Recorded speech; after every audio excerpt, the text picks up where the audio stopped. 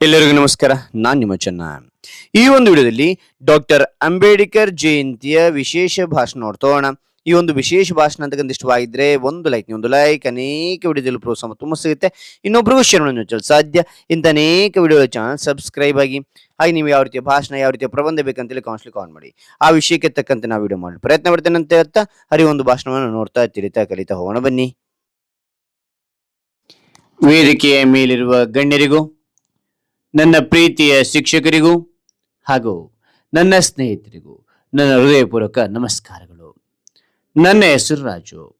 ಇಂದು ನಾವು ಎಲ್ಲರೂ ಮಹಾನ್ ವ್ಯಕ್ತಿ ಡಾಕ್ಟರ್ BR ಅಂಬೇಡ್ಕರ್ ಅವರ ಜಯಂತಿಯನ್ನು ಆಚರಿಸಲು ಇಲ್ಲಿ ಸೇರಿದ್ದೇವೆ. ಈ ಸಂದರ್ಭದಲ್ಲಿ ಮಾತನಾಡಲು ಅವಕಾಶ ಸಿಕ್ಕಿದ್ದು ನನಗೆ ತುಂಬಾ ಸಂತೋಷವಾಗಿದೆ. ಡಾಕ್ಟರ್ ಬಾಬಾ ಸಾಹೇಬ್ ಅಂಬೇಡ್ಕರ್ ಅವರು ಏಪ್ರಿಲ್ 14, 1891 ಜನಿಸಿದರು. ಅವರ ಪೂರ್ಣ ಹೆಸರು ಭೀಮರಾವ್ ರಾಮ್ಜಿ ಅಂಬೇಡ್ಕರ್. ಅವರು ಬಡ ಕುಟುಂಬದಲ್ಲಿ ಜನಿಸಿದರು. ಶಿಕ್ಷಣದ ಮಹತ್ವವನ್ನು ಅರಿತು ತುಂಬಾ ಕಷ್ಟಪಟ್ಟು ಓದಿದರು. ಭಾರತದಲ್ಲಷ್ಟೇ ಅಲ್ಲದೆ ವಿದೇಶದಲ್ಲಿಯೂ ಉನ್ನತ ಪದವಿಯನ್ನು ಪಡೆದು ಜ್ಞಾನವಂತನಾದ ಮಹಾನ್ ವ್ಯಕ್ತಿಯಾದರು.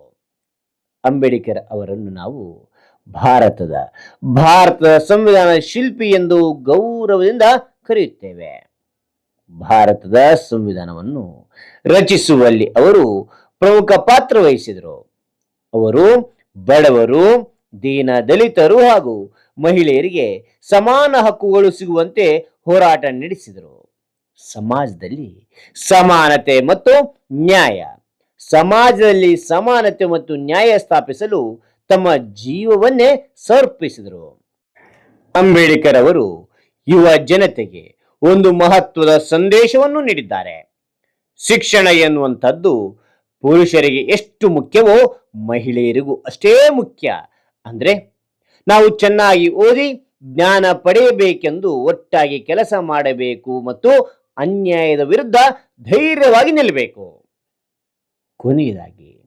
ಕೊನೆಯದಾಗಿ ಹೇಳುವುದಾದರೆ, ನಾವು ಎಲ್ಲರೂ ಡಾಕ್ಟರ್ ಅಂಬೇಡ್ಕರ್ ಅವರ ಆದರ್ಶಗಳನ್ನು ಅನುಸರಿಸಿ ಶಿಸ್ತು, ಪರಿಶ್ರಮ ಮತ್ತು ಶಿಕ್ಷಣದ ಮೂಲಕ ನಮ್ಮ ದೇಶಕ್ಕೆ ಒಳ್ಳೆಯ ನಾಗರಿಕರಾಗೋಣ.